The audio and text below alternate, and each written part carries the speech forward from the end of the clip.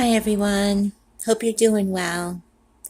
As for me today, I'm very disheartened.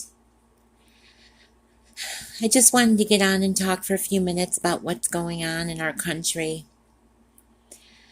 These two shootings in 2 days, they've just broken my heart. They hurt my soul. I really have no words. I've always been someone that just detests violence, as most people do. And I'm trying to wrap my head around why these things keep happening. And yes, mental illness is definitely at the top of what's going on. But I think the number one thing is guns. Now, I know there's people that are pro-gun, and I'm not saying that in the right hands, guns shouldn't be allowed. Of course, you have the right to protect yourself. But with all the hatred in the world, guns just make matters worse. And I don't know the first thing about guns, so I'm not going to get into a tangent about it. But the way I look at it is, unless you're in the military, there is absolutely no reason for someone to have an assault rifle. I'm not saying that people's lives won't be lost with a regular gun, but a lot more lives are damaged because of these assault rifles in the hands of people who have an agenda of hate. Hate for themselves, hate for others, hate for certain groups of people, whether it's based on their orientation, whether it be sexual orientation, their race, their religion, their ethnicity, whatever it is. It just seems like this country is so divided. And yes, we've had shootings. Have always been something in our country that's an epidemic, and it needs to be stopped. And our leaders never seem to get to the core of what the problem is. I feel like they skirt around the issues. And I know it's all about money. They're afraid to do anything because there's money to be lost. And they don't care that in the process of them worrying about losing money, we're losing lives. I mean, my goodness, in that El Paso incident, a 2-month-old baby not only lost their mother, but they lost their father too. There's so many lives being lost. And for what? What does it really do? And if it affects us, and then in a few days, people forget about it, and then it happens again. I can't imagine what the people that are personally involved and affected by this are going through. And we say our prayers are with them, and they are, at least in my book. But what good is it going to do if we don't enact change?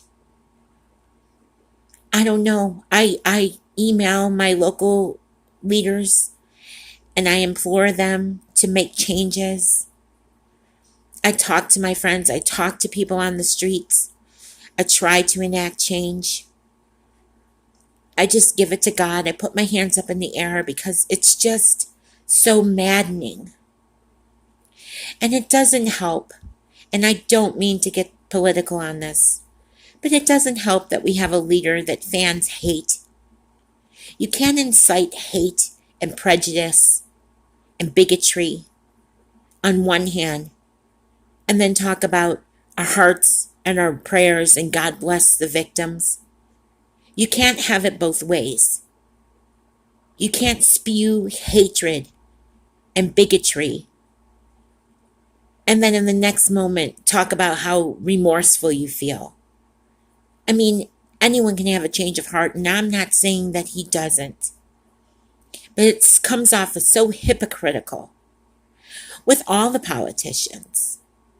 I saw them trying to enact some signing of a bill to do a temporary ban on assault rifles without mental health ban checks. And they're smiling while they're signing the laws. Like it's a joke. Like it's another day at the office. Like someone was telling a joke. There's nothing funny about any of this.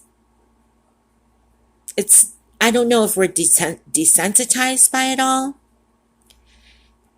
but every day, I am to the point where sometimes if I think long and hard enough about it, I don't even want to leave my home.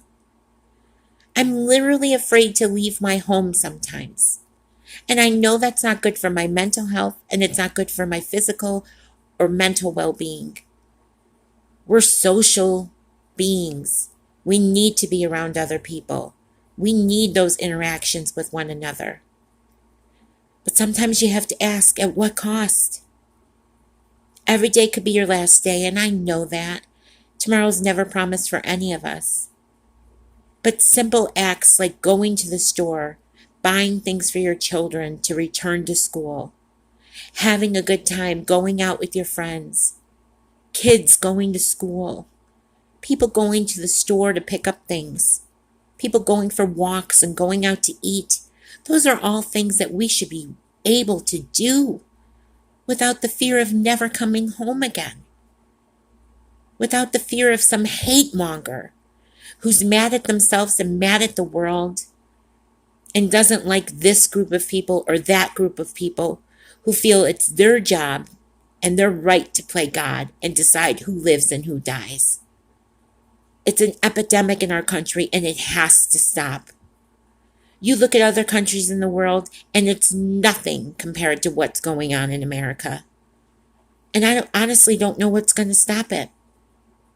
I don't know if it's ever going to stop. I personally thought the saddest thing I ever had to live through was Sandy Hook. In fact, when that happened, I went and I bought 2 big Christmas ornaments. And on each ornament, I split the names of the victims. And every year since then, on Christmas, I put those ornaments on my tree to remember those people that lost their lives at Sandy Hook. Innocent children, beautiful children, with their whole lives ahead of them. Robbed. I don't know what's going on with the parents of these young people that are doing these horrific crimes. I don't know if they're missing the signals. But if your child is withdrawn, if they're antisocial, if they're bullied, get proactive. Go to the schools. Get your kids some help. If they're antisocial, get them some counseling. If they're living at home with you, you still have control. Step in. Get yourself out of your own life and make a difference and try to help your child or your family member. If you're raising your family on hate and you're spreading your prejudice to the next generation, stop it. You're creating killers, and it's not good. It's not fair. It's not okay. Why should we as a society have to live with the lack of parenting and lack of empathy that you decide to spread from one generation to the next? Don't blame the video games. Don't blame it on bipolar. It's hatred. It's hatred, plain and simple. And it's guns. I know people say guns don't kill people. People kill people. Well, people kill people with guns. It's not like people are randomly going out and stabbing people. And I know people use their cars as weapons. I know in my area just the other day, someone was turned away from a bar and the person was upset.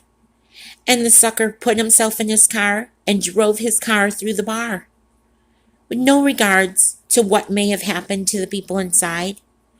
He felt he was wrong and he wanted to act on revenge, and to hell with the consequences.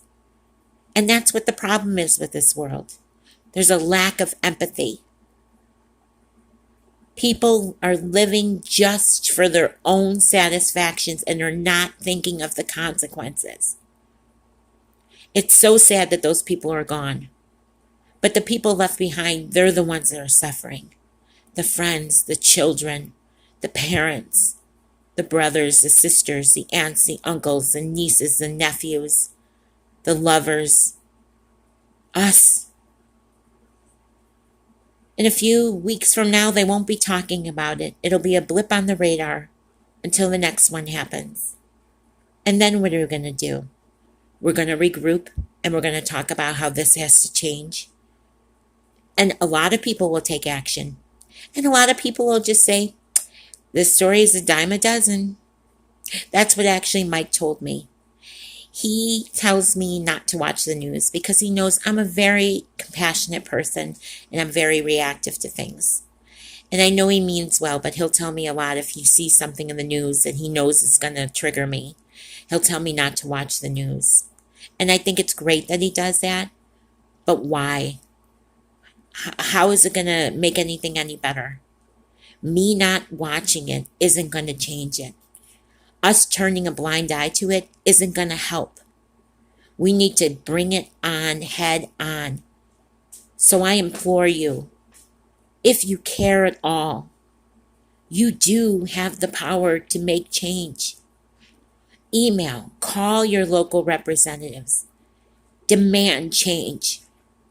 Ask for gun control. Do anything you can to make a difference. And I don't mean to get on a soapbox about this, but something has to change. And I hope it starts with you, and I hope it starts with me, and I hope it can start a wave of change. And that's all I really have on my mind today. God bless all of you. I wish you all well. And until we talk again, I hope this video meets you well. I'm sorry for the serious topic. Hopefully we'll talk about something lighter tomorrow. But that's what's on my mind. This is my channel. This is my truth. And until I talk to you again, take care.